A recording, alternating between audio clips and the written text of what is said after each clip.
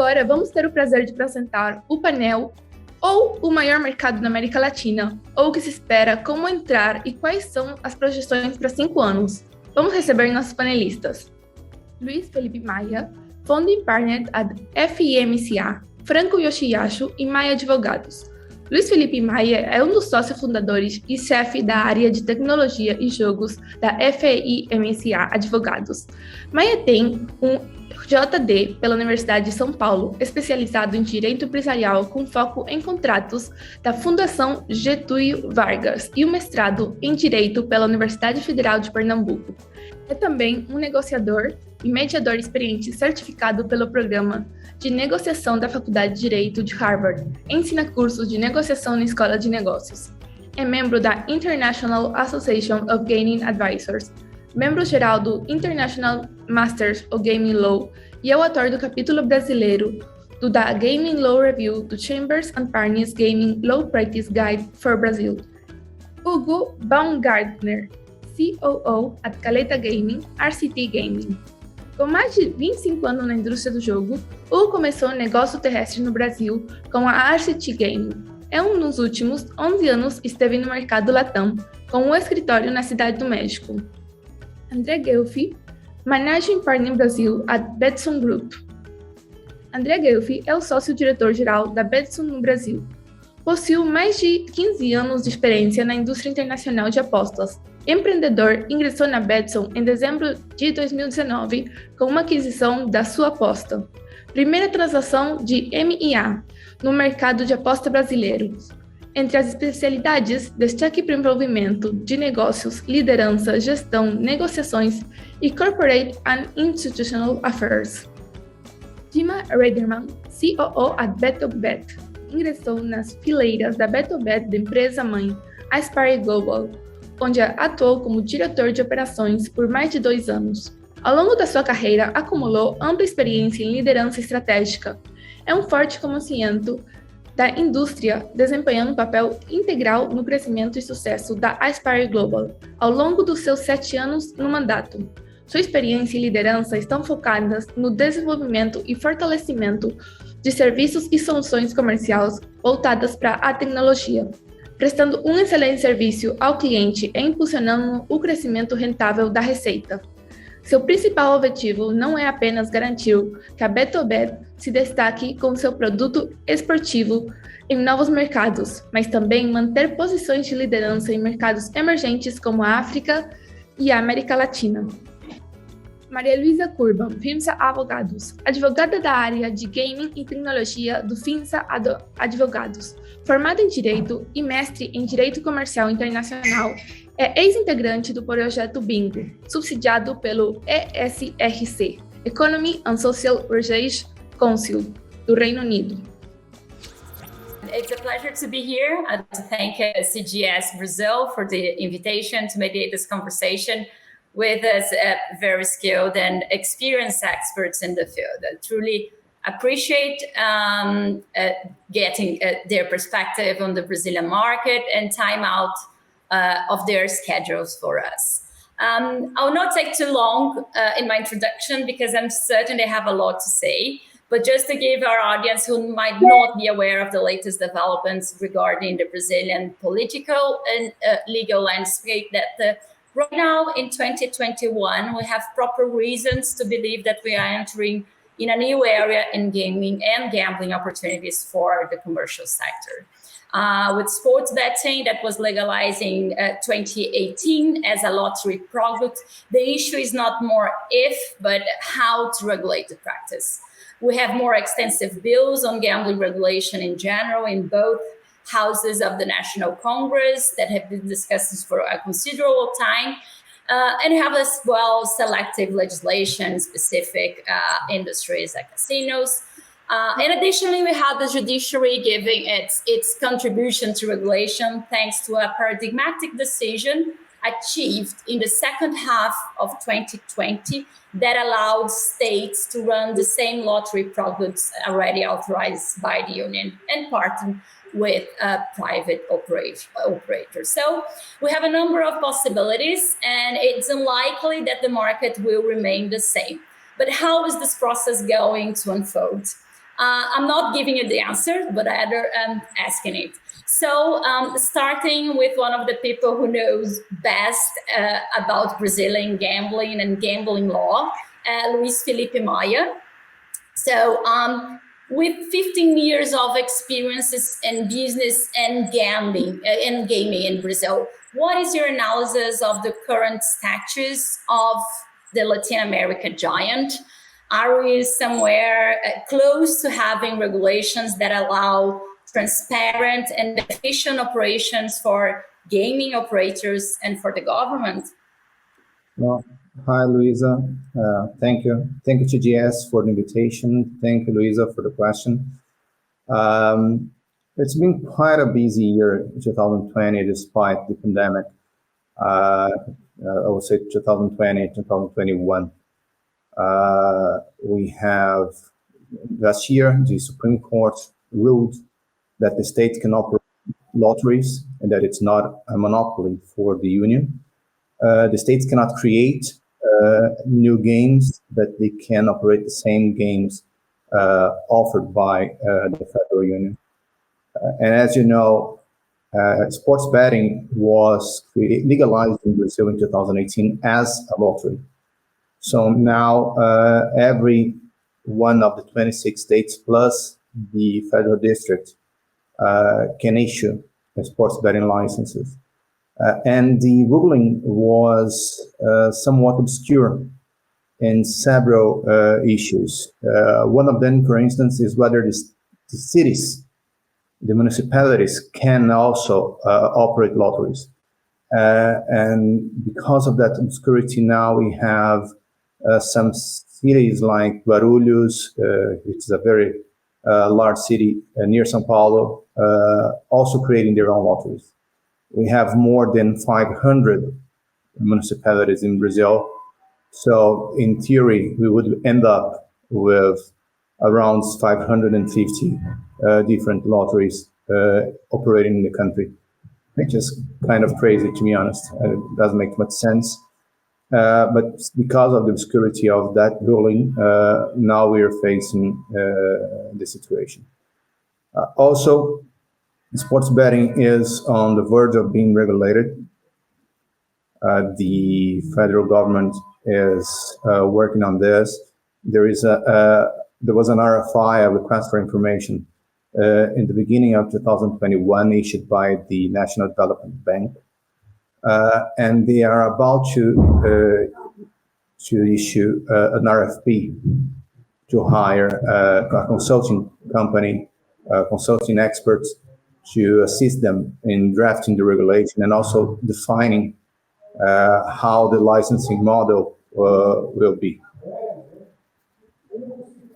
And finally, we have 4 bills of law under discussion in the Congress regarding casinos, resort casinos, and other types of games like bingos and jogo do bicho. So the point is, we have done part of the work. The market, we have over 85% of the soccer teams in Brazil is sponsored by betting companies. And I think now we will probably see licenses available next year for sports betting, provided that they are able to go on with this RFP process. And we also will have state level licenses that will have to live together with the federal licenses. And then we also have the casino front. The author of one of the bills, one of the most important bills, is Bill 186 from the Senate, is now a minister, a very important minister at the government. Okay, and what we call civil house here in Brazil. And we also expect that this being closer to the government will also make things move a little faster for this bill. Thank you, Luis Felipe Maia, for your valuable insights as usual. We have lots of things to comment, but let's keep it to the second round. Right now, I'm going to go straight to our second question. One of the people who have been working for nothing less than 25 years with the gambling sector, and whose experience is of great help to all, Hugo. So with this 25 years of experience in the Brazilian market and a family business that was present since the beginning of the 90s, what is the natural evolution of the market in Brazil after these decades of openings, closings, and half measures? Do you believe very close to seeing this balance and fair legislation ahead? Luisa, thank you for the question. CGS, thank you for the invitation. It's a tough question. It's a very tough question. If we are moving to a really good legislation, I have been living, as my colleagues here, the Brazilian market for a while, and I passed for all kinds of situations and possible things. If you ask me if we are moving to a positive legislation, I think so. I mean, minds are changing. People are realizing that somehow we have to legalize gaming, sports betting, and all the verticals. It was really difficult in the past when I used to walk on the street and people point at me and say, so you work with gambling. And at that time, people just didn't understand that was a business just like other one. So to tell you the truth, I think that we are moving to a positive way. As Luis Felipe told, we have several different possibilities. I mean, now we have a lottery stuff, we have sports betting. So it's something that's real in Brazil right now. It's something that's going to happen.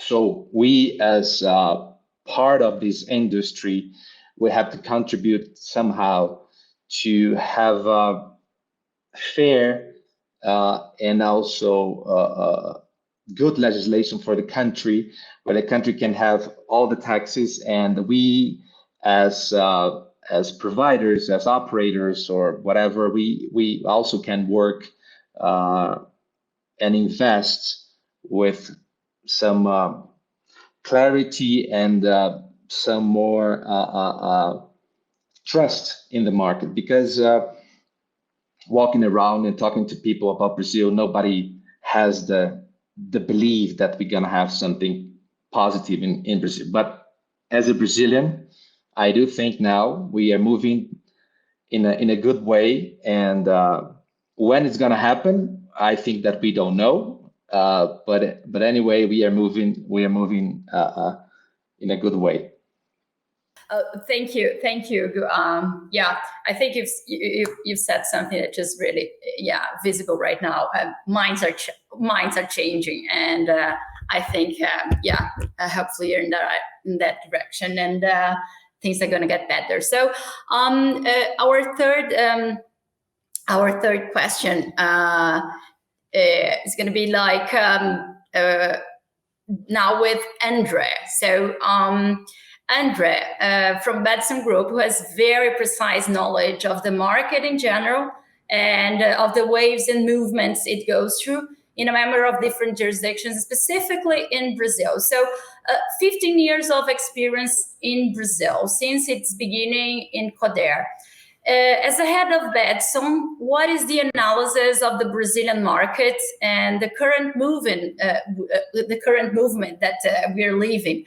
What is the analysis in relation to this increase in virtual gambling, especially even right now with this pandemic world, and betting in this yet to be, but hopefully close, post-pandemic world?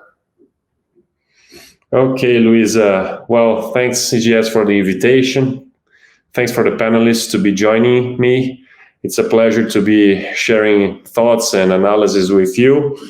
As you well said, I mean, the market is developing, and it's consistent with what we always believed. I mean, that Brazil is a country with huge potential for gambling.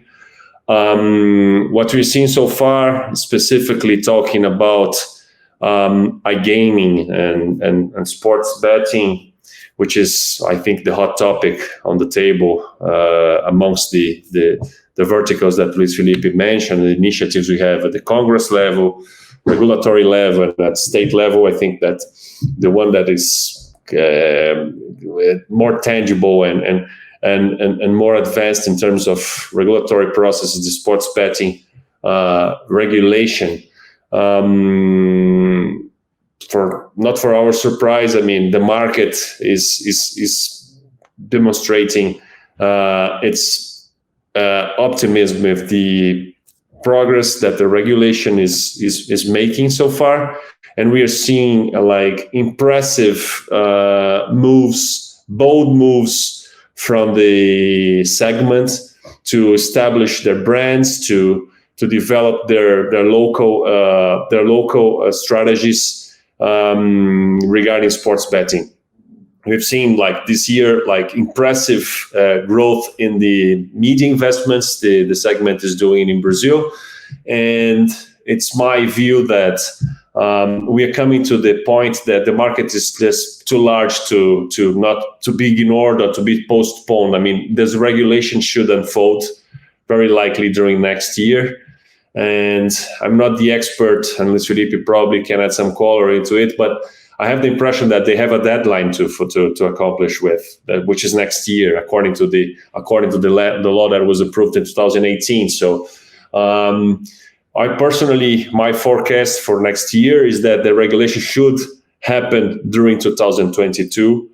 Anyhow, I mean, having the licenses available 2022. Anyhow, we've seen the regulators mentioning that they're working to have the regulation ready and still this year. I think this is a bit of an aggressive appraisal of the whole situation, because we haven't seen the request for proposal yet in the market. So for them to contract and for that study to be ready, trimmed, and then published, I think that we are a bit aggressive to consider that this is doable. But anyways, that's what they are still conveying to us, that the regulation should be ready this year, and then next year the license is available in the market fully plugged in. So that's my appraisal. The market is basically warming up for the unfolding of the licenses. So that's where it's going. And this is very consistent with what I think we all share, that the idea that this market is just starting to demonstrate its potential at the end of the day. This is going to be a large market for sports betting down the line. So that's pretty much my initial thoughts. I hope I had answered your question, Luisa. Yes, sure. Thank you, Andrea. Yeah, it's going to be lots of speculations about what this legislation is going to be enacted. And meanwhile, as Luis Felipe has already told us, you have these movements with the states, and you have the virtual, the online sports betting, and you have the traditional sports betting. So a number of questions and urbanization that will have to be faced by Brazil. But yes, you're in the way. Right now, with going to our with Dima, so very helpful and very happy to have your insights from abroad. So Dima, BtoBet has repeatedly stated there's no single formula that can be replicated in different markets. And your approach has been reap benefits with BtoBet now working closely with William Hill and Betfair in Latin America. But in what ways does Brazil differ to other regional markets? And what is the approach as a sportsbook platform provider on all those movements that we have been seeing over the last months, years here? Thank you, Luisa, and huge thanks to CGS for organizing this interesting discussion. And for the invitation extended. I think we can look at Brazil like we look at any market from a few angles. We can approach it from a content perspective. We should approach it from a market maturity in terms of product and types of betting. There's obviously the basics like language and payments. So I think there's quite a few angles that will make Brazil unique. I do believe that Brazil is one of those markets, and we're seeing it across other unique markets across the world. And Brazil is definitely standing out. That one single approach, if you're coming from a large European operation, is not going to work for you in Brazil. You really have to adjust and adapt to the local mindset, to the local flavor, if you want to say it, not only on the marketing level, but probably on the product level as well. And it's definitely a market that we'll need to learn, at least in BtoBet. As you mentioned, I'm the only member joining from abroad. But with my familiarity of the Brazilian flavor, there should be some adaptations. If we start from the content, which is probably the basic for any sportsbook provider, yes, of course, football is up there. I mean, everybody knows football is probably number one in Brazil. But if you look through the local kind of media and the existing sportsbook out there, you see that basketball has a lot of traction, which some people may find surprising. Then there's volleyball, also with beach volleyball having a strong tradition in the country. So these are usually, these are not sports you would usually meet in other traditional markets and mature markets, such as Western Europe, but they definitely have the presence in Brazil.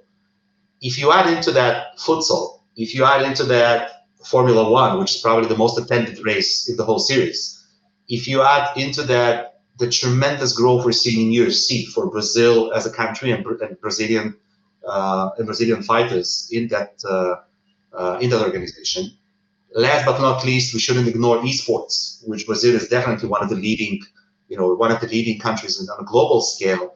So I think there's quite, all of these together, they shape a very distinct taste in terms of market preference, in terms of the content. So we as a sportsbook provider, we see that we must provide our operators with this wide variety and access to all of these sports. Then one question, okay, now you have the content. How do you propagate it? How do you propose that to the client? So do you just put it up there on a nice banner on top of your homepage, or do you serve it intelligently based on players' preference, based on the geographical location, based on their favorite team, which is third-party info you can obtain? So I think it's important to pay attention also to the way you propose your content, which is definitely something we've been paying a lot of attention. Moving on, it will be very interesting to see what type of betting will be allowed. So, for example, is live betting going to be allowed? Is exchange betting going to be allowed? I mean, all the different types of betting we're seeing across the globe, we're not really sure yet what's going to take place in Brazil, what is going to be the framework. And that will hugely affect not only the content offering, but also the type of bets, right? Are we going to see a lot of accumulators? Are we going to see parlay betting? Are we going to see system bets? Maybe we're going to see some Asian handicap flavor. So, for us from the outside, it's a bit early to say, but we're confident we need to be able to offer all those types for the market as it matures. So it's safe to say that in the beginning, we'll probably see the more traditional three-way betting, right? So you're going to see some 1x2 for most punters. But I'm sure that as the market will regulate and evolve, it will mature itself into more advanced and more, I would say, expanded type of sports betting for the players. Last but not least, and I think I'm going to wrap up with this, any platform provider, sports or not sports, going to have to take care of language and payments.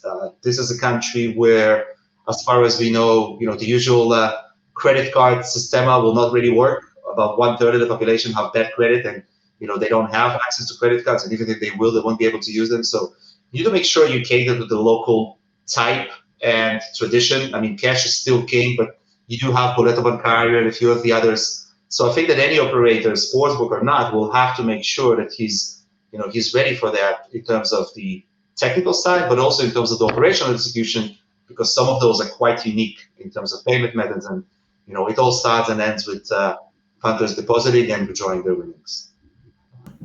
Thank you, Dima. Yes, it's a challenge to know exactly how this regulation is going to unfold in practice. But I think some interesting points is actually the very basic legislation that allowed sports betting. It has the goal of enhancing competition, of actually bringing this kind of innovation into practice. So, and what Brazilians may have to see as well, that maybe all details will have to be built along the way. But if you have this clear goal, which is actually bringing sustainability to the sector, we just going to be at least halfway there. So thank you all for this very thoughtful insights in this first round. Right now, I'm going to the idea is for us to be able to, have a more fluid conversation. So we can just, I'm going to just get one specific question in terms of regulation to Luis Felipe Maia, and then we can have more thoughtful and share our thoughts about the perspectives in this 5 years, let's say 5 years time. So, Luis Felipe Maia, from the legal area, what are the best practice to invite investors to participate in this large market of Brazil? Well, first of all, we need to have regulation in place, and regulation must be clear enough for the investors to know what they're dealing with. I think our challenge, knowing the Brazilian culture, is try not to reinvent the wheel. Try not to create something that is way too Brazilian and that may not make sense in terms of international practices or in terms of product. We also have to keep in mind the limitations that the regulator will have based on the law that was approved by the Congress. As Dima said, there are several types of betting products like betting exchange and so on. But the Brazilian law was limited to fixed odds sports betting. And this is a limitation based set forth by law. And if they want to get more products or to include other types of betting, not only on sports events, but on elections or on the Oscar and so on, in this specific lottery, they will have to amend the law. And we saw how hard it is to amend the law. It took them a while to fix the taxation issue that was originally approved in 2018. And just recently, they were able to do that. And even though they did it for the operator, the taxation on winnings is still there. We still have to deal with 30% exclusive withholding tax on winnings, which is something that they will have to deal with. So answering your question, I think we have a lot to do as a country, and the regulator has a lot to do to create a regulatory framework that makes sense for the operators to come. Yeah, I think it's already linked to something that Hugo has told in his first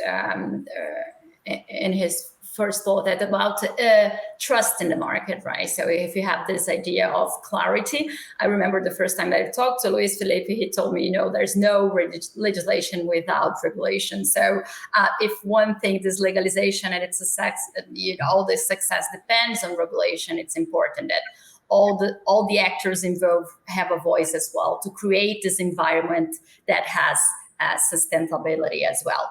So now just to have your taking into account everything that have been already.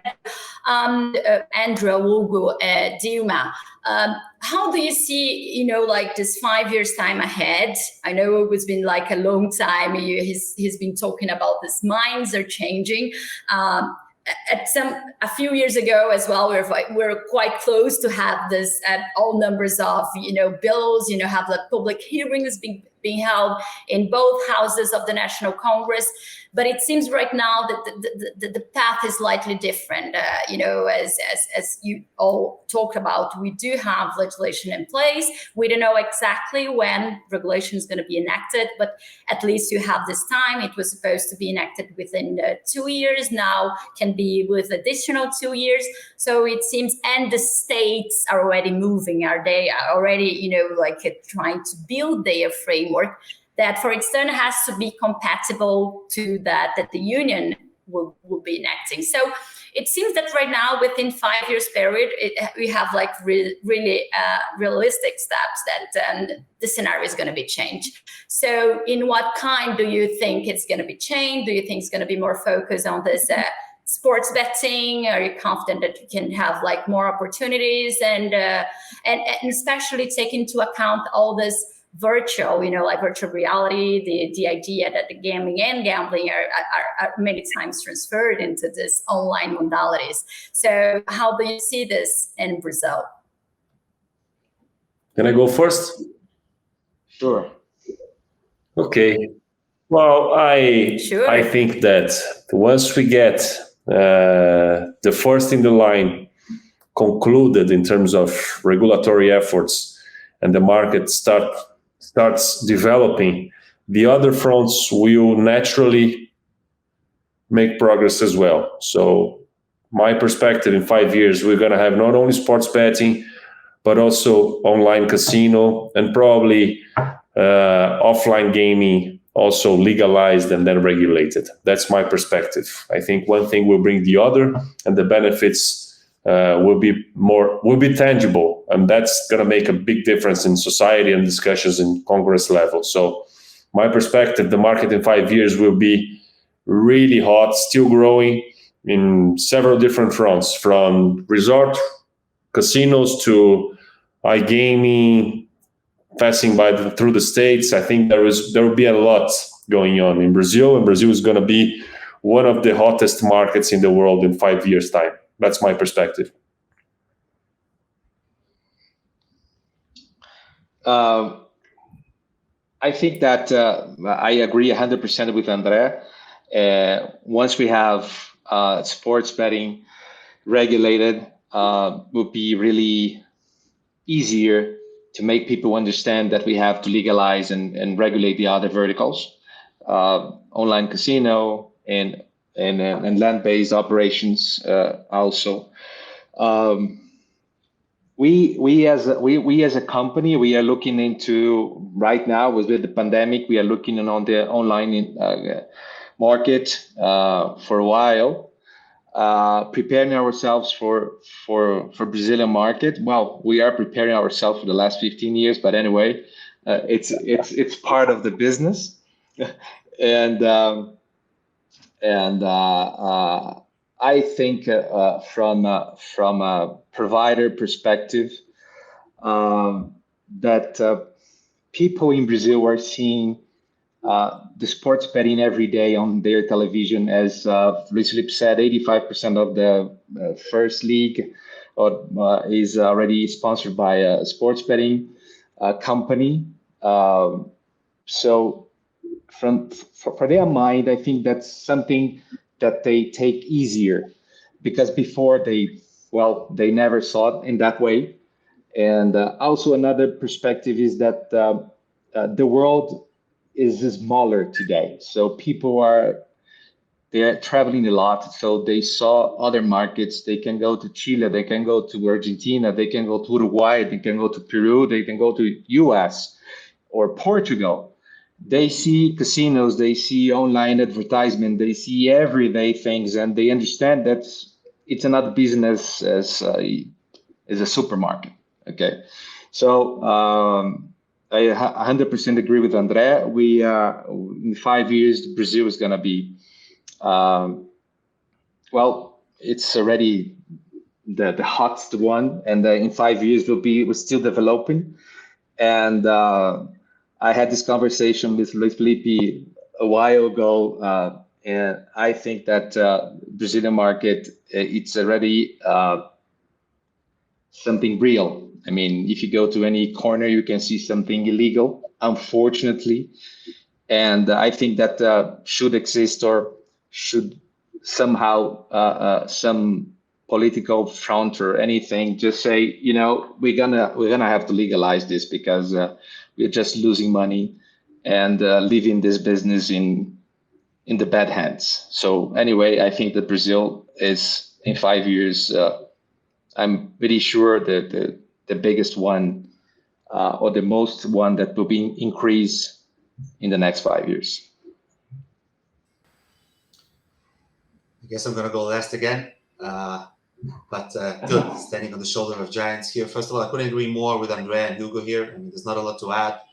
I also believe that the market is definitely not only a growing market, but the growth will be expedited when there is a clear guideline of do's and don'ts. So once the legislation is formulated in the sense that everybody knows what to do and the rules of the game, so to speak, I think that will give a boost. I hope it will give a boost to the market trend. Hopefully additional verticals as well.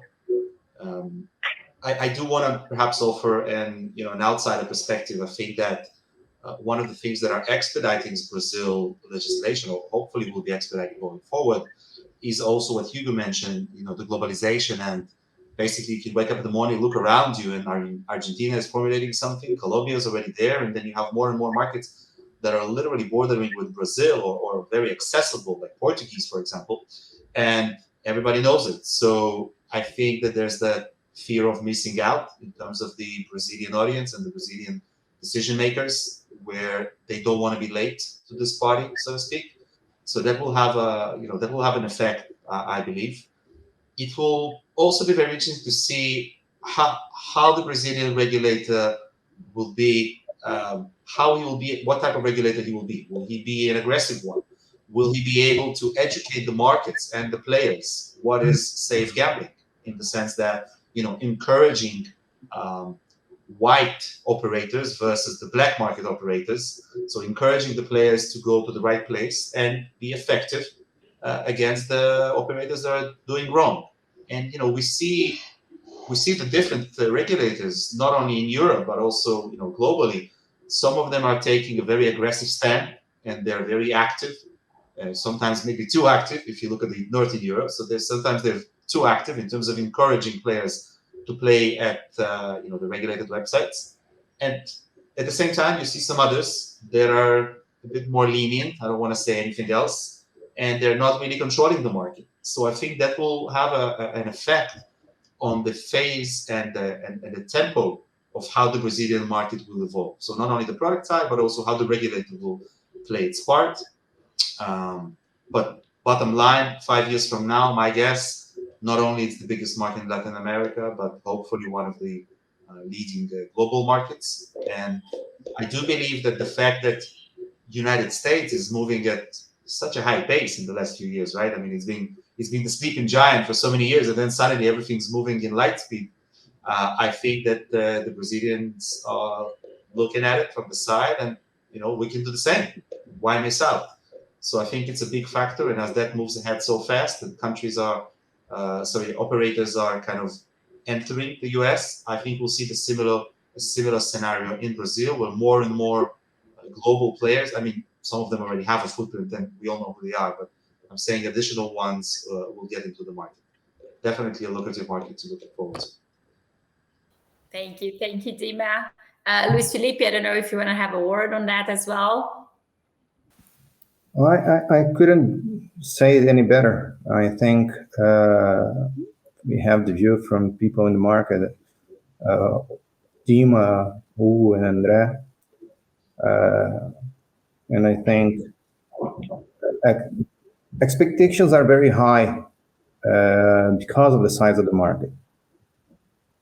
And that's why I keep on saying this, and this is going to be my mantra for the next 12 months. I think it is. We cannot try to reinvent the wheel. We cannot create what we call in Brazil a jabuticaba. Jabuticaba is a small fruit that is native from Brazil, and we cannot create another power outlet like we have in Brazil with 3 pins like this that exists only in Brazil, and whenever you need to travel abroad, you need to take an adapter. We have to be conscious that it's a world industry, international operators, and that we don't have any excuse to do it wrong. I said it many times in my presentations. We are arriving very late at the party. We don't have any excuse to be dressed wrong. Everybody is telling us how the party is, how it works, and what is the dress code. If we arrive late with the wrong outfit, with the wrong regulation, it's completely our fault. Yes. We are ready to dress up for the party, right? So let's wait to see what's coming next. So I don't know if any of you would like to say a few words. If not, I think we're reaching the end of this panel. So thank you, CGS. Thank you all the panelists thank you, CGS, for hosting this event, and for the panelists for their very valuable insights. Actually, we have a proverb here that they say that Brazil is not for beginners, right? So that's the reasons we are here with all those experts on the field. So as Dima told us, that it seems to be the time that this giant has the chance to wake up from this sleeping time, sleeping beauty mode, and go straight to our reality. So we'll be very happy to see how the next episodes unfold, and we rely, and let's see if hopefully all these projections come through within this 5 years time. So and it's interesting to know that legislation, when you talk about clarity, that's good for the operators, that's good for the player, that's good for the operators and for the regulator as well. That's what brings sustainability that we're trying to achieve. So let's hope that the virtues, not the vicious sides of regulation, of flourishing the market, comes next. So thank you all, and hope to see you soon discussing different aspects of regulation itself, of the market itself, and how to enhance it. So thank you all, and bye. Thank you very much. Thank you. Thank you, Thank you, guys. Bye-bye. Bye.